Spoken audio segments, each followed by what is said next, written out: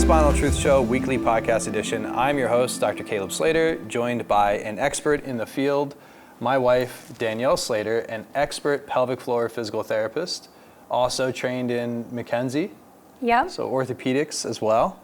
But you are here again to share a personal story of a shift that you had in your spine. Lots of history of back pain from trauma. So if you're out there and you've had a shift, or if you've seen somebody that's had a shift, these are the people that they can't stand upright. They are off, their shoulders are off of their body to one side or another. They look crooked. Yes. And you had this, so it was when our first daughter was 6 months old. 6 months old. I can remember it so vividly because it was so painful.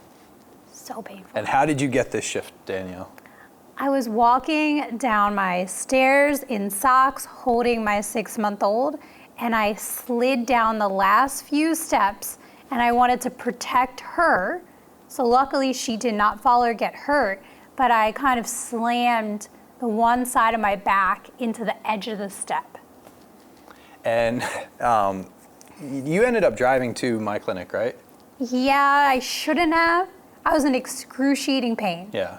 And it was down one side of my leg, and it hurt to do anything, especially I couldn't walk. I remember I was just like, I know Caleb can help me, and I know I didn't break my back.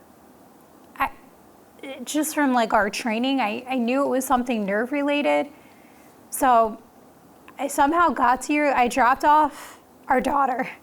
I got to your clinic, and I had to hold on to walls and you were like an old crippled lady walking in. The whole time just to get to your office. Yeah. It was, and in the process, I was like, this was stupid.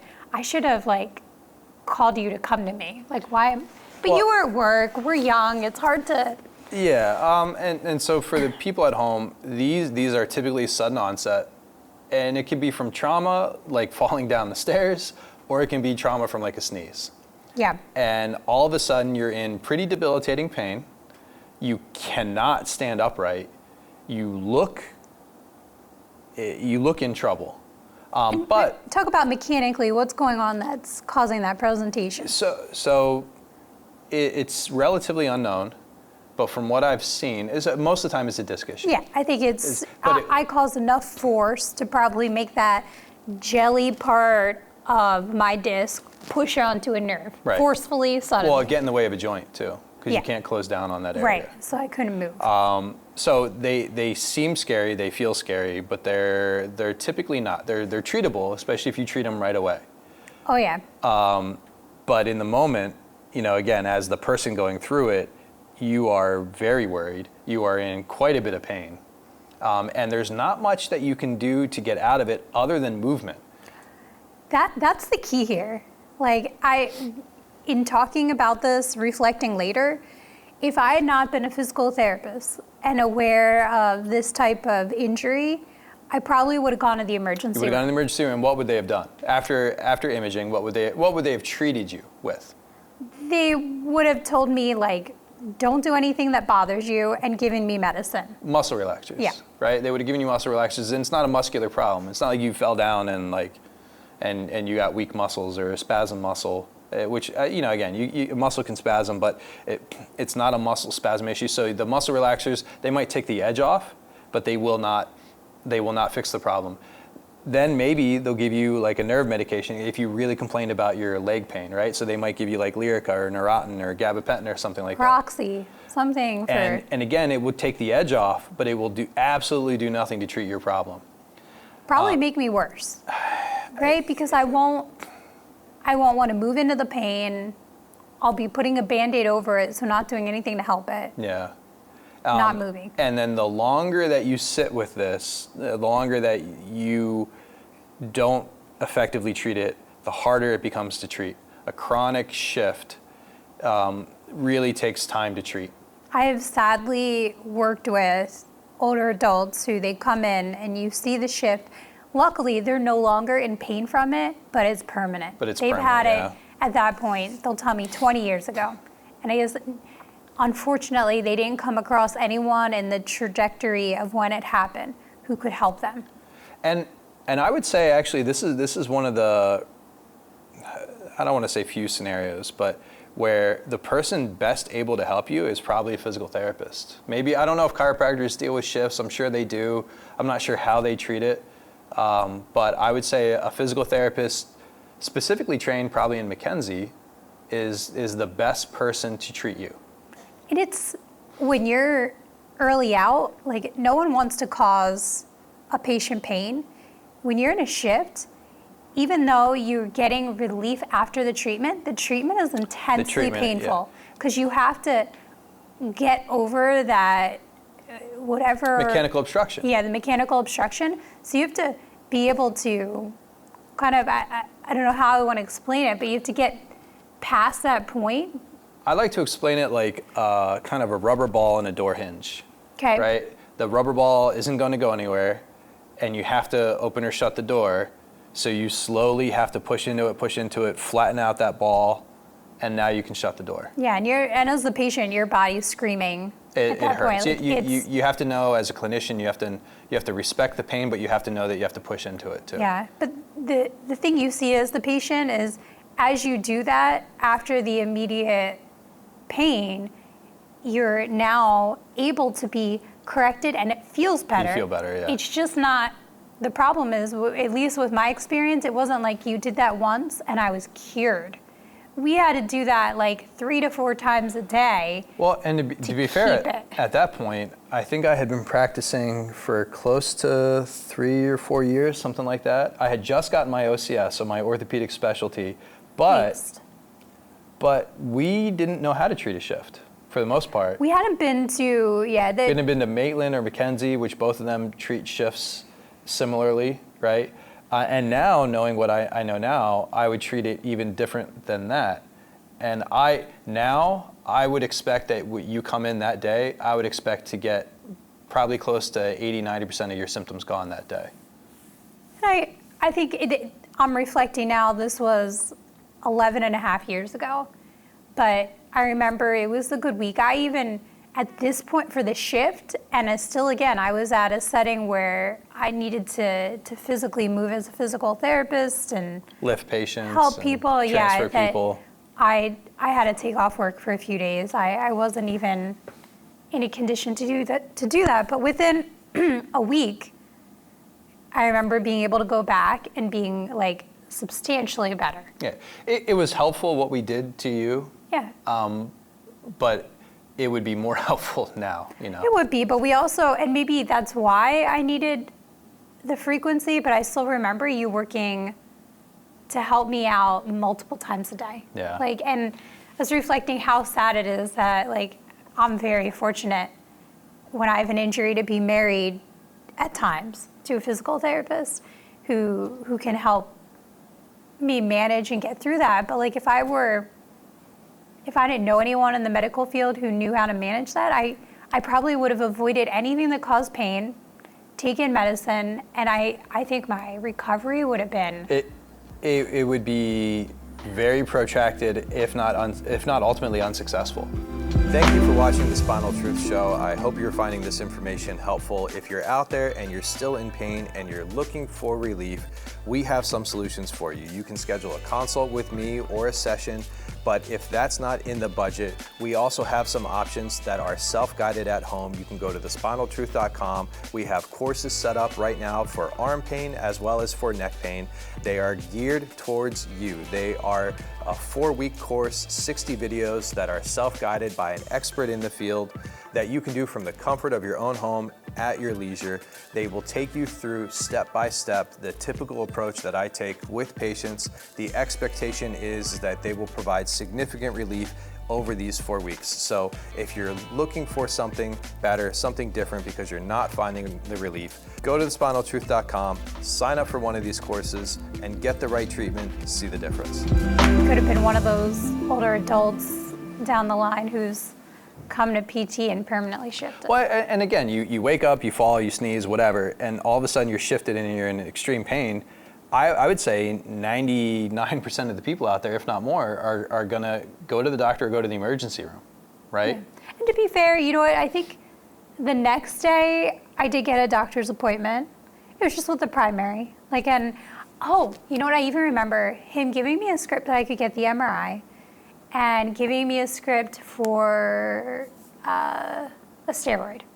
And I did take the steroid, and I think it was the time and place to do a steroid, in addition to like the relief I would get from treatment. But I remember contemplating the MRI. It was gonna be like $1,500 for me to get that image. And I'm like, I know, like, what value is it gonna have that I had an injury, I don't have any signs of fracture, I have nerve signs. Like, why am I gonna pay for this? What's it gonna? And I don't. Did you end up getting it? No, never ended up getting it. Back to the steroids or pain medication or muscle relaxers or nerve medication. I would absolutely take them myself, but I wouldn't take them before I figured out what would help my symptoms, and I wouldn't take them without also doing the movements that are going to fix the underlying problem. Yeah, and at this point, you had worked on me multiple times, and I could get much improved relief. Like, we knew it was a mechanical obstruction. I was definitely on the right track. It just was the assistance of it. Sure, you know, and I say this a lot. Like, if I don't want to be in pain, so I am not against. It probably sounds like it if you listen to certain snippets of me talk, or it probably sounds like I'm against pain medication or muscle relaxers or nerve medication, and I'm not. There's a time and a place, and it shouldn't be the only. It should be complementary to what you're doing. And the problem is that for the most part, it's given early in the diagnostic process, early in the symptoms. And now when you do go to somebody like a physical therapist or a chiropractor or a DO, and they're trying to figure out your problem, it's a lot harder because your body isn't giving the information to you, which then you can relay to the clinician. And so now you're stuck with, well, I hope this helps, but I don't know because your symptoms are numbed. Yes. So ideally, for a lot of these patients, I'm not against you even getting the script or getting the medication, but one thing that I would recommend is that if you are going to go to a physical therapist to get evaluated, try as hard as possible to have as little medication in your system for at least that first visit. Because it is really, really hard to figure things out when you're presenting to them inaccurately. Yeah. And I would also suggest get to them as soon as you can. Yeah, and for most people it wouldn't be the case, right? Because you wouldn't, again, sneeze, wake up, fall down, you feel shifted in pain. You wouldn't think, I need to go to a physical therapist, right? But if that is the case, I would say that a physical therapist specifically trained in McKenzie more than others, that's going to be your most successful, and I would try to get in that day. Yeah, there are a few now places where like physical therapists have crept into working in like emergency rooms, but I've always felt like there could be like a physical therapy, just like you would go to an urgent care. It would be like a musculoskeletal. Urgent care? Urgent care, with just staffed with physical therapists who could help you in an acute situation like that and get you on the right pathway. Like, we wouldn't be there to, obviously we're not taking an x-ray and MRI, but we're screening for like, are you an appropriate case for us, or do you need to go somewhere else? But we're also giving you the treatment that's gonna put you on a quicker trajectory. And there's a lot of conditions out there like that. An ankle sprain, if you get on top of that right away, you're right back up the next day. But if you let it sit, if you protect it, in the absence of a fracture, right? If it wasn't fractured, if you protect it, put a splint on it, you don't weight bear through it, you don't move it, it's going to get worse. It's going to get worse, and now it's going to become more painful and a longer recovery process. Same thing with these shifts. Yeah, these shifts need to be treated immediately. And there's a shift that can occur in the neck too, and these are the people that will get diagnosed with torticollis or cervical dystonia, wry neck. I know in a previous podcast you kind of alluded to, this could be kind of just a little bit, I don't want to say challenging patients, but they're actually my favorite to work with, a wry neck or a back shift, because I am going to help them so quickly, and change. Yeah, significant the change, yeah. Yeah, Well, significant fast I change. said that about a chronic one, like Okay. one that's Yeah. it's been going on for a month or longer. That you're right. That's so much harder. Those are annoying.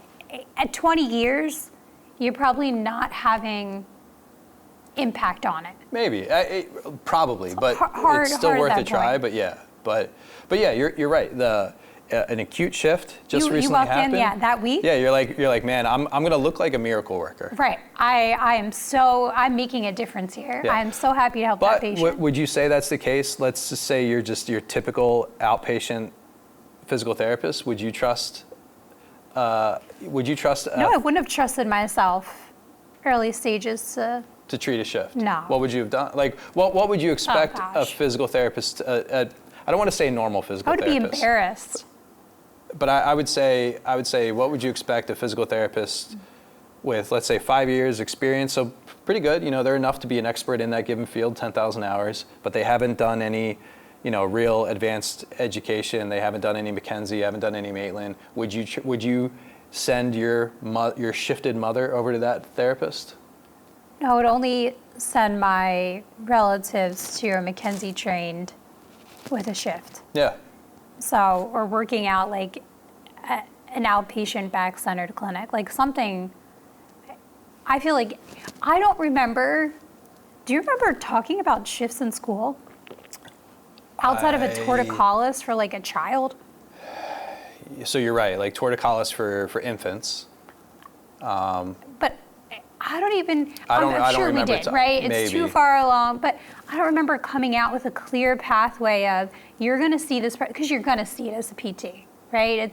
They're not that common, but they're there. And enough. when you see one, you're like, it's obvious. Right, you can't miss it. And that's an important thing about a shift is like, It's clear and obvious. right, it's clear. If you're not sure and you're trying to assess, Yeah. it's not one. Yeah, we're not talking about like a little scoliosis and you're like, well, I think this is a little higher than this, or this is a little rotated compared to this. No, this was all of a sudden the person's in my head, not it always straight. comes to like Billy Madison. There's an episode where he's like, goo! Like, he's like really surprised and for me, that's like when a shift walks in, you know, that's what goes off in my head. Yeah, it's obvious. So I don't feel like I came out of school with any skills to treat it other than massage the muscles that hurt. Which is not a tell muscle them problem. to do neutral spine stuff. Which is dumb. Put some heat and stim Heat on and stim it. on it, right. Don't do anything that hurts, which would be the exact opposite of what these patients need. They need to be pushed into the right direction and even to the opposite direction that they can't move. They're stuck. Right. You need to loosen them up like the door hinge example you get and get them moving full. Yeah, in the full and opposite direction. Yeah. Like, so it's not even just like you worked back to neutral where their shoulders are now above their waist. It's you work back to the complete opposite end. And hopefully if there's PTs listening to this or other medical providers, flexion rotation, where you flex the lumbar spine and then you rotate it typically towards the side of pain, towards the side of limited movement, and you do that over and over and over again, and that is a significant, that'll have a significant effect. Yeah, that might have been the puzzle piece we didn't do a lot of with my shift Well, initially. we didn't even know that move, yeah. We were just working more in You were what we call like sidelining, a sagittal plane. I was doing rotation stuff with you. Yeah. But not flexion rotation, and I was doing mobilizations, but I wasn't even certified in Maitland at the time, where they really get into the nitty gritty of how to mobilize properly and stuff like that, and how to do different mobilizations and different body parts and stuff. So again, like I'm trying to say, I had somewhere around maybe 4 years experience. I had an orthopedic specialty degree. So, and there's only about 20% of therapists will have a specialty degree, and a specialty certification, right? So it already puts you in like the top 20%. But I still didn't know, looking back at it now, I still didn't know how to handle it. Yeah, it's when it's not something you're seeing every day, right? It's hard. You just can't be prepared for everything, but this is an important game-changing treatment. Like you need to know how to handle it. Yeah, and we did put some videos out on a shift. So there are some on our channel if you're listening to this and you want to see some examples. I don't think there's a playlist, so you might have to search through. Yeah, I remember shooting that one. Yeah, but and that one's near and dear to your heart.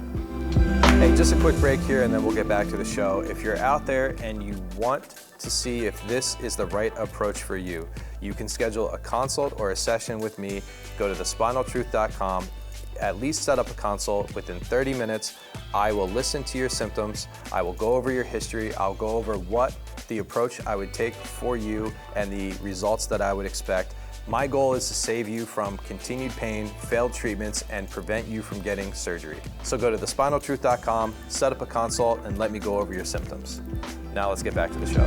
Yeah, and I remember over the course that I got tremendously better, but then I still remember in like the months after, if I did something that like stressed my back, like maybe I went outside for an hour of garden work, if I didn't do something to like go through mobility in my back, I could temporarily like be in pain and shift myself for like the next hour or two until you would start to drift back. Yes. Yeah, you would start to drift outside of, well, I don't want to use the term aligned. I know, it drives me crazy. Yeah, I know. But let's just say straight upright. You would start to shift, and then you'd have to do some exercises, and then you'd work your way back. And even when I first started going to the McKenzie courses, they'd be teaching us techniques, and if I would go in a certain direction, it could like, I didn't have great mobility into that direction, and it would feel like the makings of my shift. So. Well, and this is a really good point, because this is something that happens so often. So you had a trauma, you had an injury, and you quote unquote recovered. You were back to living your normal life, gardening and working out and stuff like that. But then now going to some of these courses and they're taking you more into extreme range of motions, you're realizing that the problem was never fully resolved. And so many people out there had a shoulder pain or a neck pain or a back pain, and now it's not really as present. Maybe it's not even present at all, but it's still there. Your body adjusts. You get used to your new normal. You get used to your new range of motion. You get used to these symptoms. They become processed as your normal, your baseline. So now all of a sudden you're not really recognizing them anymore, but they're still there. Yeah, and that, you know what, I think I got to the point where I'm like, I just can't do that anymore. And I'm in my 30s and saying, you know what, I can't spend the time that I want out gardening or bent over in an activity because I think it'll. So I just started like almost coming to the conclusion like, okay, I'm just gonna have to modify.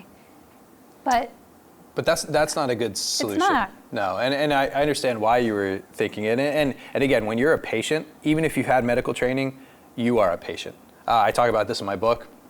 I've had multiple instances where I got my own diagnosis wrong because again, when you're in pain, you're afraid, you're hurt, you're speaking from a position of fear and uncertainty and doubt, not as a objective clinician going through your thought process, right? But this is a lot of people where they'll say, okay, this is just me, I can't garden anymore. You're 30 years old, or maybe 32 or whatever. You can absolutely garden. You can absolutely restore this.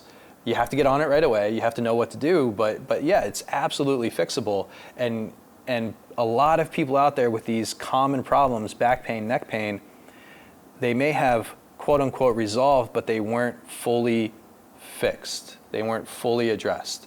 And what that does is that sets you up for either limitations or a failure further down the line. Yeah, and I think I didn't realize it happening in the moment, like the ways I was limiting myself.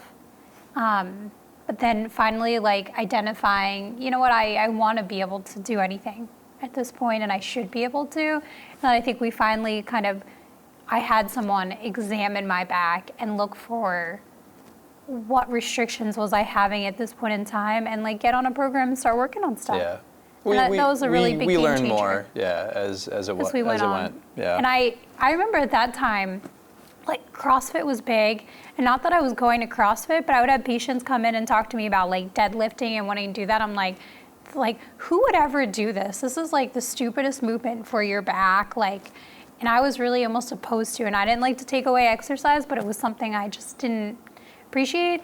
And now I'll go to the gym and work out, and I'll do deadlifts, and no problem. Like, and no fear. Right. Where I had a lot of fear of lifting and bending in that in a loaded position, I was very fearful of that. Yeah, and probably rightfully so, because your back wasn't restored to its normal range of motion, its normal strength, its normal flexibility.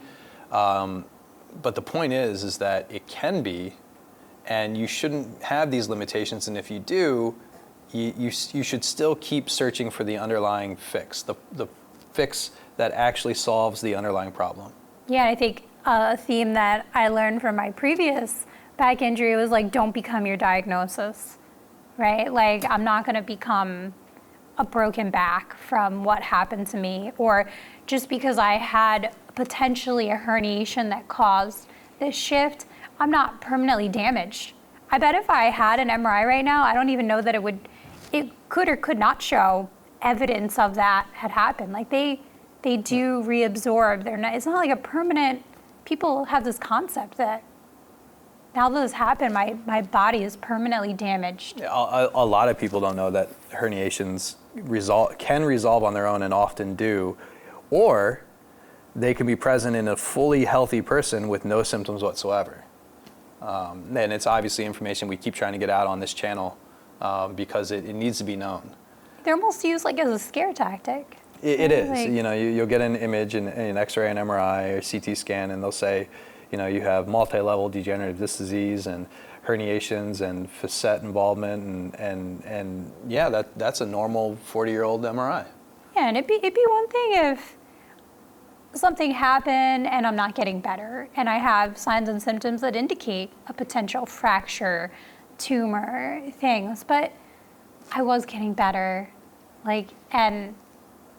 So we had a podcast where we talked about a previous injury of yours, another trauma, a compression fracture from a really high level, we'll call it a fall. And then you had another fall where you down the steps, and you had another trauma. Do you have any problems, restrictions right now? No. Any pain, any I would symptoms? say I'm doing a CrossFit-esque boot camp class. I've run a marathon since then. I can do everything that I want to, and I don't have any back pain. What do you think your presentation would be like now if you were a layperson, didn't have the medical training, didn't have somebody medical in your household, and you had gotten the typical treatments that we had just talked about, the medications, injections, and maybe eventually surgery? What do you think your symptoms would be like now? Do you think you'd have any? Do you think you'd be pain-free? Do you think you'd be better? Do you think you'd be worse off? I'd be scared. I'd be down a chronic back pain route where I'd be chasing after different treatments to try to help my pain, not engaging in activities that I want to do.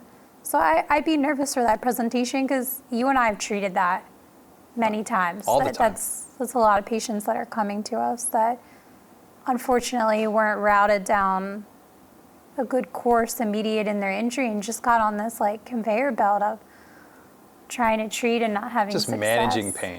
managing pain and not doing it well, and basically failing to the next higher invasive procedure. It scares me. It scares me that would have been my route. So I'm very lucky, and I'm very appreciative that I had people in my life who could guide me to. And if I remember correctly, I did something to make sure that it wouldn't happen again. Do you remember? Slipper. I got you hospital socks for inside the house. This was like a few days before Christmas. So yeah, at Christmas, you guys got me. It was a joke gift, but you wore them for a while.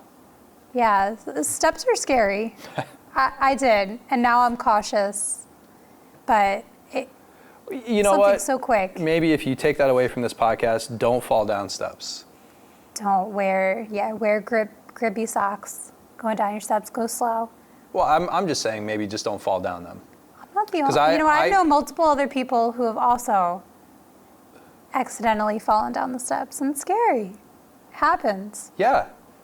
Gravity and sharp ledges are not something to be taken lightly. No. Don't jump off cliffs unless you feel confident and you know and have mastered the pencil. Step, jump, pencil. We went over that so many times. All right. So is that our show this week? Yeah, it's our show. So that's our show. We talked about a shift. If now you know, if you see your shoulders aren't lining up with your hips, you likely have a shift. If this is the case, or if you see somebody, it's see something, say something, right? Like if you see somebody, tell them, hey, like Mackenzie physical therapist, this is treatable. You got to get on it right away. You know, or you can go to our page, look for some of the videos that we've made about it. It's actually pretty easily treated and very, very successfully treated, but you got to get on it right away. And there's reasons that it's not scary at all, even though it's painful. But just knowing that it's going to be painful and you can push into it, and that pushing into it will make it better. You can heal. You get back can to heal everything it fully, get back to you could before. what you want. Yeah. So hopefully that takes a little bit of the fear out of it for these patients. So that's our show. Make sure to like and follow us on our social media, which is TikTok, Instagram, YouTube, and I guess Facebook. And if you have any questions, you can reach out to us on those social media platforms, but also you can go to thespinaltruth.com. You can schedule a consult or a session with myself. If you have something that you'd like to go over, we can take a look and give you the best advice, either in person or over telehealth. So that's our show. Stay tuned for next week.